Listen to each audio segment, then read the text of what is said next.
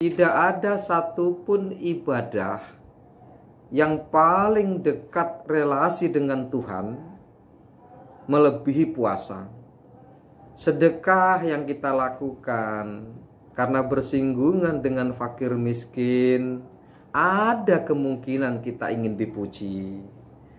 Haji yang kita lakukan karena menggunakan biaya yang besar dan perjalanan yang jauh serta lama, boleh jadi nanti lahir di hati kita tafakhur, kebanggaan, takabur, sombong bahkan. Kan gitu. Salat yang kita lakukan boleh jadi kita riak. Riak kepada siapa? Riak kepada orang yang dekat dengan kita. Atau mungkin kita punya maksud tertentu kepada orang agar orang itu memandang kita baik. Itu namanya sudah riak tuh. Tetapi puasa itu tidak ada tendensi yang seperti itu. Puasa begitu dekat dengan Tuhannya. Yang tahu puasa enggaknya dia, ya hanya dia dengan Allah. Makanya sampai digambarkan orang yang berpuasa itu Allah sendiri yang akan mengganjarnya. Nah, bagaimana kemudian kalau sudah riak dan ditobati riak itu, kan maksudnya seperti itu. Ya insya Allah riaknya itu akan hilang. Yang selama ini sudah riak, ya insya Allah akan Allah ganti dengan tobat tadi. Karena memang momen tobat itu sebagai tonggak pertama. Artinya gini loh, kalau kita berjalan, ini loh tonggak saya memulai. Sebagai permulaan. Tanda kita memulai yang baik gitu loh. Dan kalau sudah bertobat, mantaba kamala dan balah. Nah ini Rasul bersabda, orang yang bertobat itu sebagaimana dia tidak punya dosa. Umurnya 30 tahun. Itu dalam keadaan dosa semua. Pokoknya nggak ada hari kecuali berdosa dari mulai akil baligh. Misal akil balighnya itu umur 14 tahun, berarti dia 16 tahun berbuat jahat. Misal nih. Kemudian di umur 31 kok dia tobat, maka yang 16 tahun tadi dianggap tidak ada, Mbak. Gitu loh. Dianggap tidak ada. Setelah bertobat sebulan dia mati, maka yang diperhitungkan malaikat, yang ditulis, itu yang sebulan terakhir itu saja. Sama halnya dengan kita, ini kalau pembicaraan tentang dosa besar. Sama juga kita mentobati yang seperti tadi, yang ria, yang dan sebagainya. Itu perlu ditobati juga, Mbak. Perlu tobatan nasuha. Ketika kita dalam level tobatan nasuha, maka orang itu juga sama. Mantaba, kamala dan bala. Orang yang bertobat itu seperti orang yang nggak punya dosa lagi. Itu. Jadi berkala pahala kita yang lewat, ya adalah yang penting kita sudah bertobat tadi, dan itu tangga pertama kita untuk melakukan. Ya, tangga lah, kira-kira bahasanya tangga ya. Tangga pertama paling enak itu. Atau langkah pertama untuk menuju kebaikan. Dan yang kesana udah nggak diperhitungkan lagi. Gitu. Oke ya, lanjut kembali. Syar'i, assalamualaikum. Pak Wo. Oke, silakan Pak Wo. Masya Allah. Makan lemak berarti Pak Wo ya. Tambah gizi.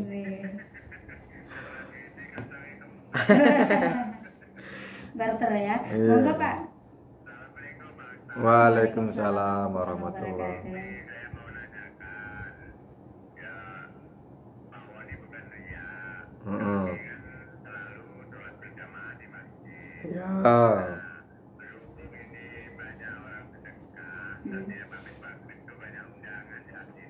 Ya.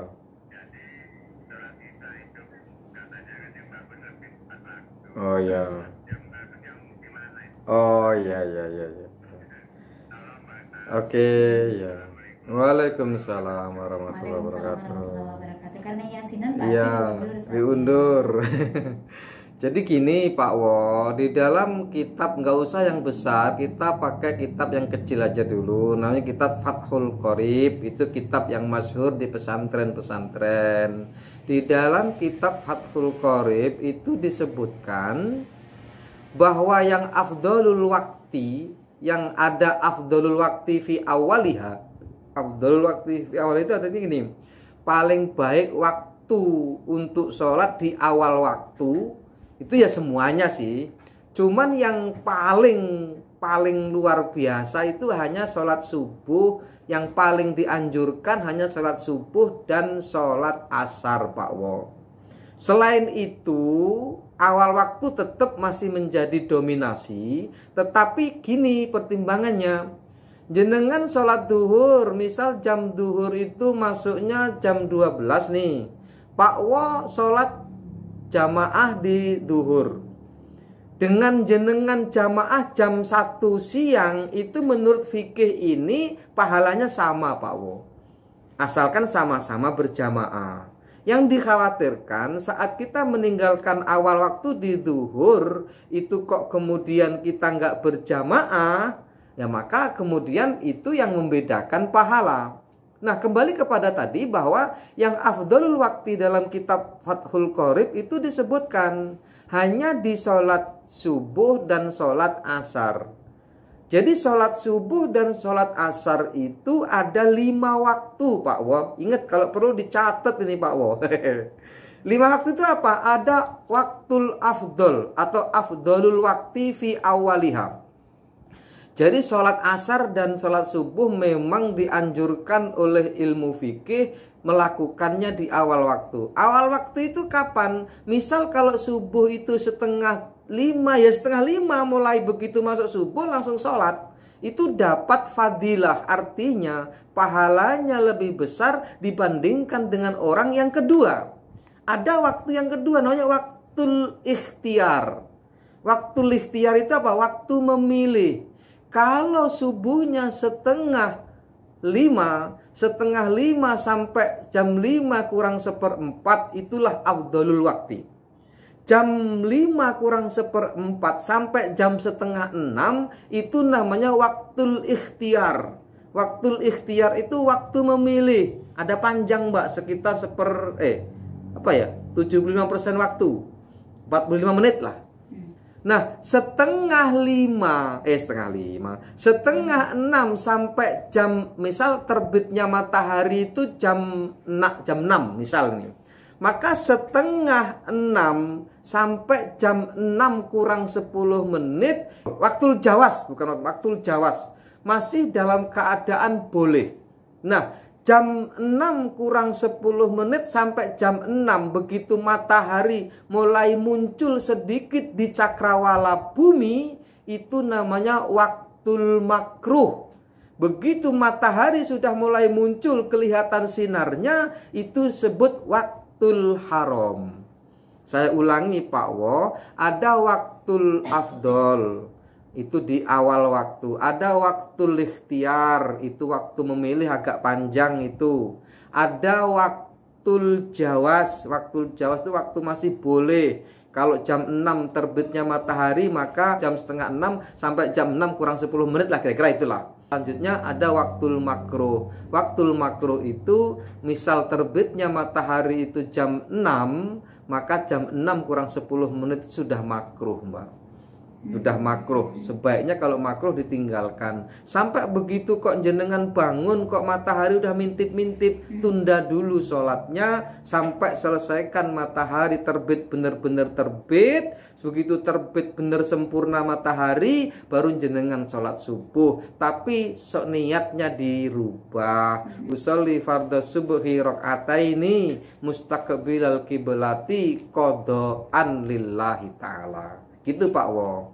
Nah, kalau asar juga begitu. Kalau asar ini misal masuknya 3:30 asar, maka jam 3:30 sampai jam 4 kurang 1/4 itu afdol. Jam 4 kurang 1/4 sampai 5:30 itu ikhtiar. Jam 5:30 sampai jam 6 kurang 10 menit itu jawas. Baru jam 6 kurang 10 menit sampai jam 6 10 menit itu makruh. Baru jam 6 itu haram. Nah, selain itu, ketika kita melakukannya sama, itu akan nilainya sama. Apalagi khusus sholat Isya. Ini yang jadi pertanyaan adalah, kan sholat Isya itu penekanannya. Rasul pernah sholat Isya jam 2 malam, Pak Wo. Sahabat itu nunggu Rasul. Kemarin Rasul sholatnya jam 2 malam nih.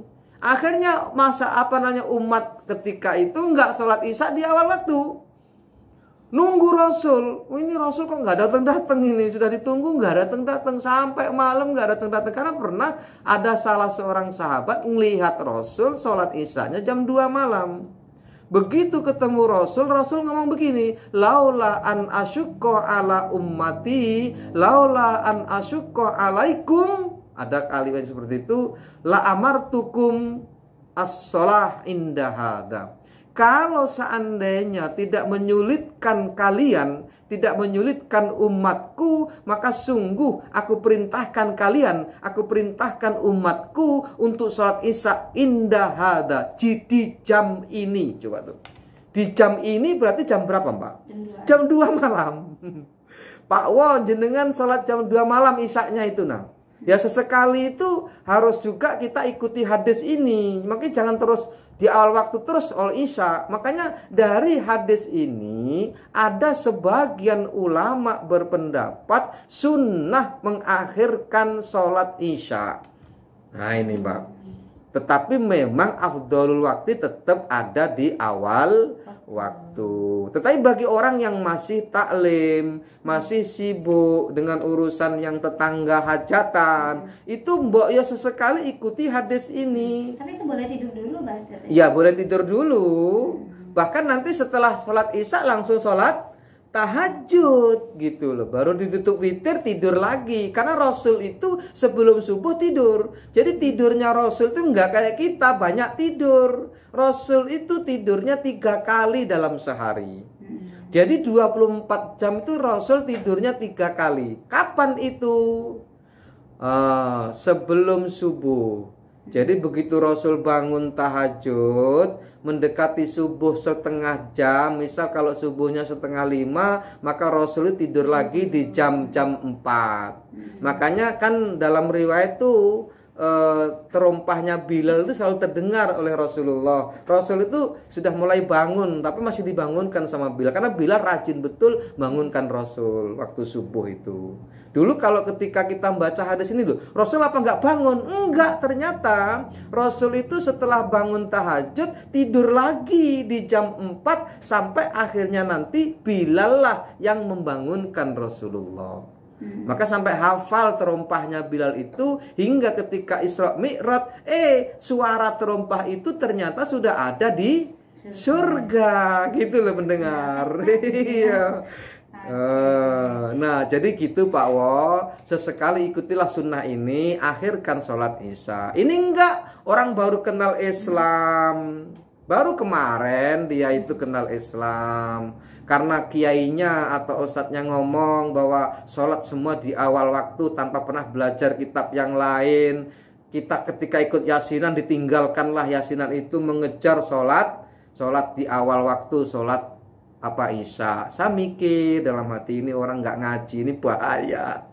Akhirnya apa? Menganggap semua yang diperkerjakan kita salah. Banyak itu Pak Wo seperti itu. Saya sering hadir di tempat-tempat katakanlah ada kematian di Martapura. Banyak yang anak-anak muda itu begitu sudah adzan langsung lari dia mengejar adzan itu, meninggalkan tempat dia di mana diundang tadi. Baik, tapi itu nggak pas kebaikannya. Kenapa? Masih ada dalil lain yang mendalilkan bahwa sholat Isya itu boleh diakhirkan. Bahkan Rasul pernah sholat Isya itu di jam 2 malam. Jadi membahas hukum itu nggak satu jalur Pak Wo.